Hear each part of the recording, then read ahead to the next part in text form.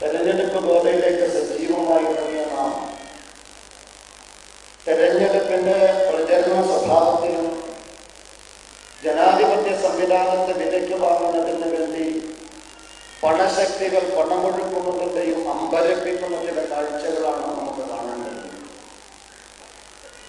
ദരിദ്ര ജനവിഭാഗം താമസിക്കുന്ന രാജ്യത്ത് പൗരസമൂഹത്തിന്റെ രാഷ്ട്രീയ ഇടപെടലിന്റെ നിർണായകമായ വോട്ട് വിനിയോഗിക്കുന്നതിന് പണം കൊടുത്തു വാങ്ങാമെന്നും പണശക്തി കൊണ്ട് ജനാധിപത്യ സംവിധാനത്തെ വരുതി നിർത്താമെന്നും ധരിച്ച ഒരു സാമ്പ്രദായിക രാഷ്ട്രീയത്തിന് ജനാധിപത്യ ഇന്ത്യയുടെ കരുത്തുറ്റ ഒരു തിരുത്താണ് സോഷ്യൽ ഡെമോക്രാറ്റിക് പാർട്ടി. സാമ്പ്രദായിക രാഷ്ട്രീയത്തിന്റെ പണക്കൊഴുപ്പ് എന്ന് പറയുന്നത് സാധാരണക്കാരെ ആശങ്കപ്പെടുത്തേണ്ട ഒരു യാഥാർത്ഥ്യമാണ്. ഈ രാജ്യത്തിന്റെ ജനാധിപത്യ സംവിധാനത്തെ വിലയ്ക്ക് വാങ്ങാൻ കഴിയുന്നുവെന്നത് ഈ രാജ്യത്തിന്റെ പൗര മനസ്സുകൾ പ്രതിഷേധം സൃഷ്ടിക്കേണ്ട ഒരു വസ്തുതയാണ്. ഈ തെരഞ്ഞെടുപ്പുമായി ബന്ധപ്പെട്ട് താഴേത്തട്ടിലേക്ക് ഇറങ്ങുമ്പോൾ നമുക്ക് ബോധ്യം വന്നത് അത് തന്നെയാണ്. 500 രൂപ മുതൽ 5000 രൂപ വരെ ജനാധിപത്യ രാഷ്ട്രീയത്തിൽ ഒരു രാഷ്ട്ര സംവിധാനത്തിൽ പൗരന്റെ അവകാശം വിലയ്ക്ക് വാങ്ങി പണമൊഴുക്കാൻ സന്നദ്ധതയുള്ള സമ്പന്ന വർഗത്തിന് ഈ ഒരു സംവിധാനത്തെ കീഴ്പ്പെടുത്താമെന്ന ഒരു വലിയ സാഹചര്യം നമ്മുടെ നാട്ടിൽ നിലനിൽക്കുന്നുണ്ട്. ഇത് രാഷ്ട്രത്തെ ആശങ്കപ്പെടുത്തുന്ന ഒരു യാഥാർത്ഥ്യമാണിത്.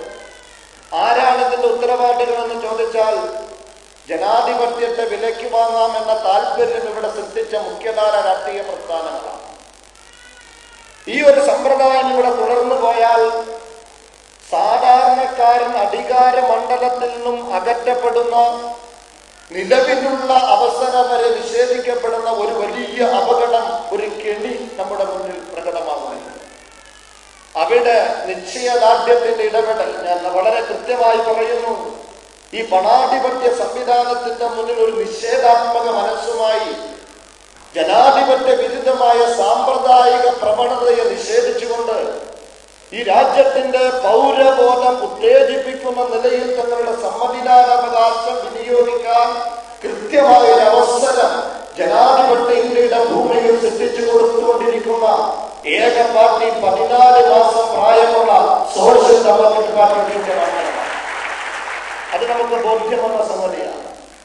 രണ്ടാമത്, ഈ രാജ്യത്തെ മുഖ്യധാര രാഷ്ട്രീയ പ്രസ്ഥാനങ്ങൾ അടിസ്ഥാന വർഗത്തോടോ രാഷ്ട്രക്ഷേമത്തോടോ സാധാരണക്കാരന്റെ പുരോഗതിയോടോ സാമൂഹ്യ നീതിയോടോ പ്രതിബദ്ധത പുലർത്തുന്നവരല്ല, മറിച്ച് രാജ്യത്തിന്റെ പൊതുഖജനാവിൽ നിന്നും തദ്ദേശ സ്വയംഭരണ സ്ഥാപനങ്ങളിൽ ഉൾപ്പെടെ ആ മാർഗത്തിലൂടെ ഉൾപ്പെടെ വിനിയോഗിക്കേണ്ട പണം അഴിമതിയിലൂടെ സ്വരൂപിക്കാം എന്ന് തിരിച്ചറിഞ്ഞതിന്റെ പേരിൽ രാഷ്ട്രീയത്തിൽ ഇടപെട്ടുകൊണ്ടിരിക്കുന്ന ഒരു ജനവിഭാഗമാണ്.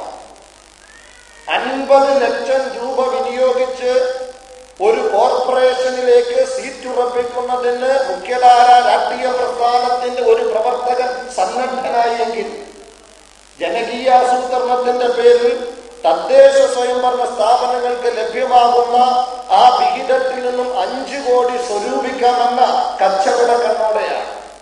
അപ്പൊ അത്തരത്തിൽ ജനാധിപത്യ സംവിധാനത്തിൽ പണമെറിഞ്ഞ് ആ സംവിധാനത്തെ വിലയ്ക്ക് വാങ്ങി പൊതുഖജനാവിലൂടെ സാധാരണക്കാർക്ക് കിട്ടേണ്ട ഫണ്ട് തങ്ങളുടേതാക്കി മാറ്റാം അഴിമതിയിലൂടെ എന്ന ഒരു തിരിച്ചറിവ് ഇതിൽ ഇടപെട്ട നമുക്ക് ലഭ്യമായിട്ടുണ്ട്.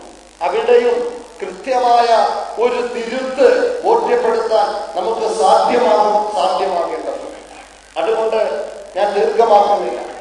ഈ തെരഞ്ഞെടുപ്പിൽ വളരെ കൃത്യമായി ലക്ഷ്യബോധത്തോടെ പ്രവർത്തിച്ച പാർട്ടിയുടെ പ്രവർത്തകർ അധികാര രാഷ്ട്രീയത്തെക്കാൾ ആദർശവും പ്രതിബദ്ധതയുമുള്ള ഒരു തെരഞ്ഞെടുപ്പ് രീതിയെ നെഞ്ചോട് ചേർത്ത് പിടിച്ച് മാസങ്ങളോളം കഠിനാധ്വാനം നടത്തിയ സ്ഥാനാർത്ഥികളാകാൻ തണ്ടേടം കാണിച്ച ജനപക്ഷ രാഷ്ട്രീയം നെഞ്ചിലേറ്റാൻ സന്മനസ് കാണിച്ച വിജയിച്ചവരും വോട്ട് കുറഞ്ഞവരുമായ ഇവിടെ എത്തിച്ചേർന്നിട്ടുള്ള സാരഥി നാം എല്ലാം തിരിച്ചറിയേണ്ട ഒരു സംഗതി, ഒരു പുതിയ നേതൃത്വത്തെ ജനാധിപത്യ കേരളത്തിന് സമ്മാനിക്കാൻ നമുക്ക് സാധ്യമായിട്ടുണ്ട്.